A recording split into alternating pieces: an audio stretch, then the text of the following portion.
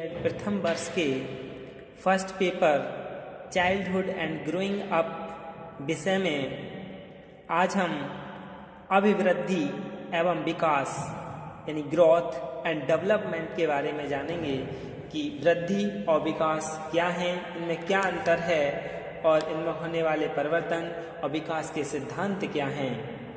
तो सबसे पहले हम अभिवृद्धि यानी वृद्धि के बारे में जान लें।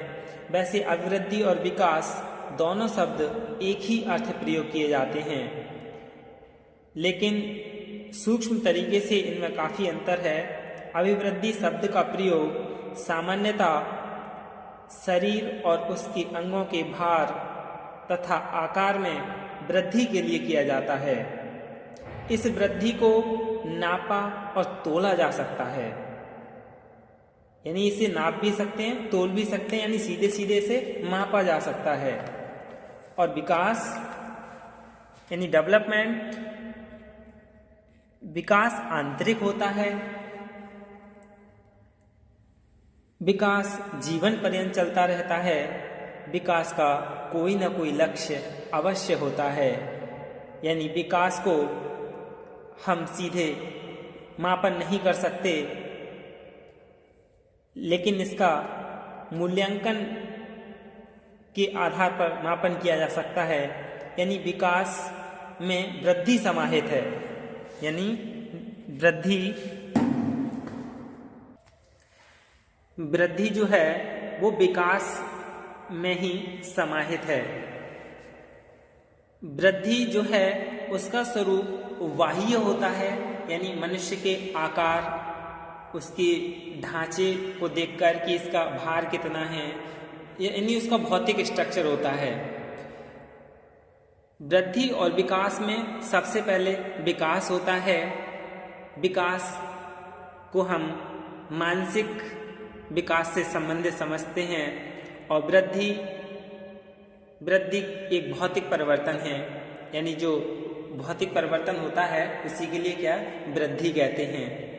विकास जीवन पर्यंत चलता रहता है और वृद्धि एक निश्चित समय तक ही चलती है, यानी यह भ्रूण से लेकर लगभग 20 वर्ष की अवस्था तक वृद्धि होती है। निश्चित समय पर जाकर यह रुक जाती है। जैसे बालक की हड्डियां आकार में बढ़ती हैं, यह बालक की क्या है वृद्धि है।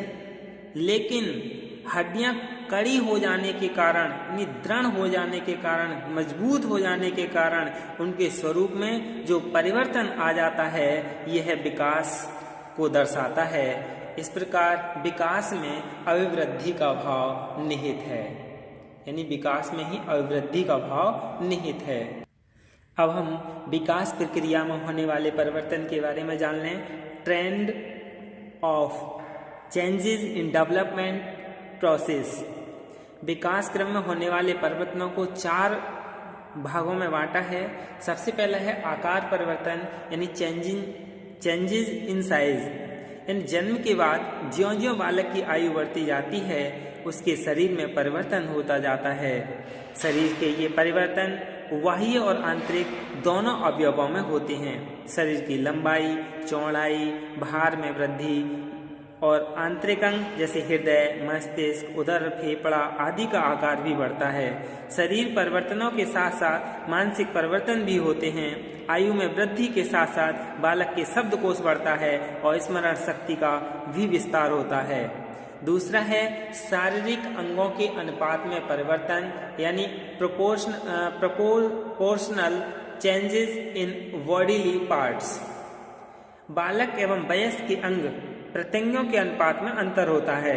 बाल्यावस्था में हाथ पैर की अपेक्षा सिर बड़ा होता है, किंतु किशोरावस्था में आने पर यह अनुपात वयस्कों के समान होता है। इसी प्रकार का अंतर मानसिक विकास में भी देखने को मिलता है। प्रारंभ में बालक काल्पनिक जगत में घूमता है, किंतु किशोर अवस्था के बाद वह वास्तविक जगत में आ जाता है। बाल्यावस्था में बालक आत्म केंद्रित होता है, किंतु किशोर अवस्था में वह विषम लिंगी में रुचि लेने लगता है, यानी जैसे लड़का लड़की में और लड़की लड़के में इस तरह से इंटरेस्ट लेना शुरू कर देते हैं।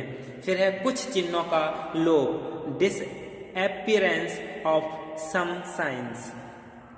यानी विकास के साथ ही थाइमस ग्रंथि, दूध के दांत, इन सभी का लोप हो जाता है और इसके साथ ही वह बाल क्रियाओं एवं क्रीड़ाओं को भी त्याग देता है।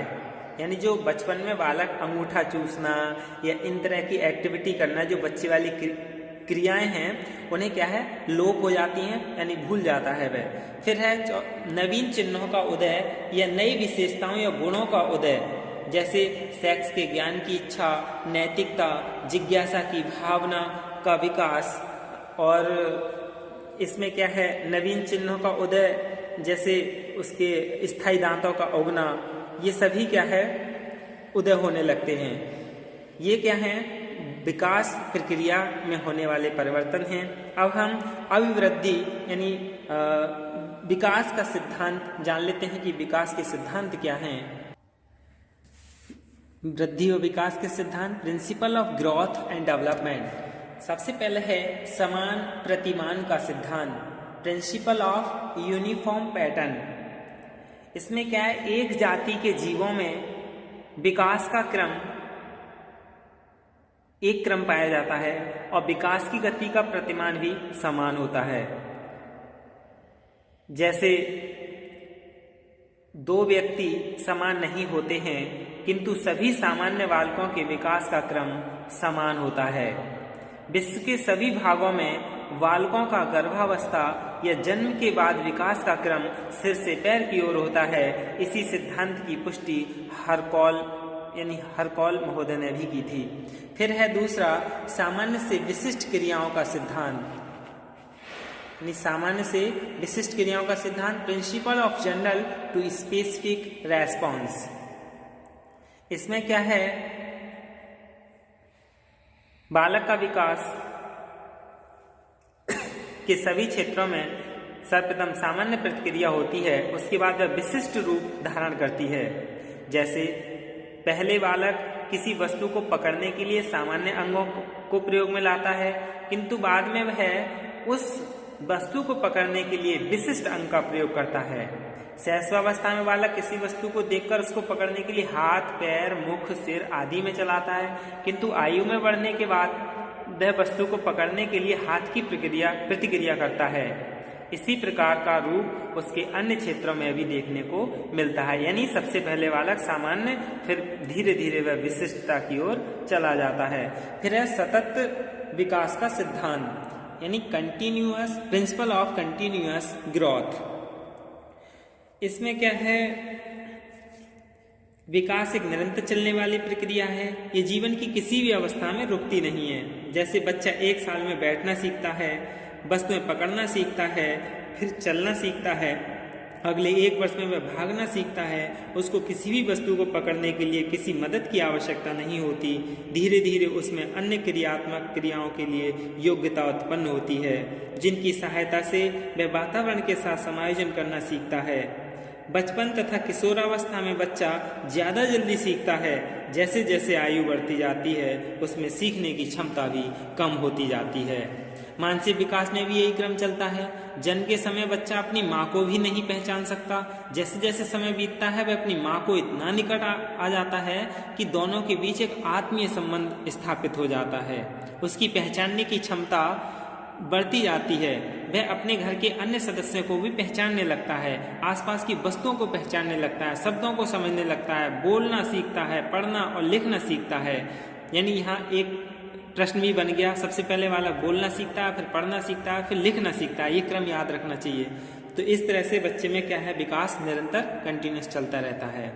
फिर है परस्पर संबंध का सिद्धांत। इसमें क्या है, बालक के विभिन्न गुण परस्पर संबंधित होते हैं। एक गुण का विकास जिस प्रकार हो रहा है, अन्य गुण भी उसी अनुपात में विकसित होते हैं। जैसे तीव्र बुद्धि वाले बालक के मानसिक विकास के साथ ही उसका शारीरिक और मानसिक विकास भी तीव्र गति से होता है, और इसके विपरीत मंद बुद्धि वाले बालकों में शारीरिक विकास एवं सामाजिक विकास भी मंद होता है। यानी एक छोटा बच्चा जो संख्या की पहचान करना सीख रहा है, शुरू में केवल कुछ अंकों को पहचान सकता है, बाद में वह ज़्यादा अंकों की पहचान कर लेता है। धीरे धीरे वह जमा, घटा, गुणा इन सभी को लिए सीख लेता है।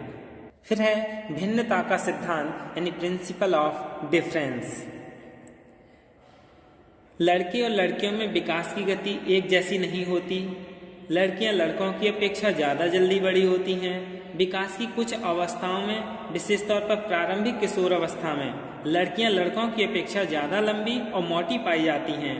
ऐसा इसलिए होता है कि किशोर अवस्था में वृद्धि की गति लड़कियों में जल्दी होती है, इसलिए वे जल्दी लंबी हो जाती हैं, लेकिन लड़के जल्दी ही वृद्धि में उनसे आगे निकल जाते हैं।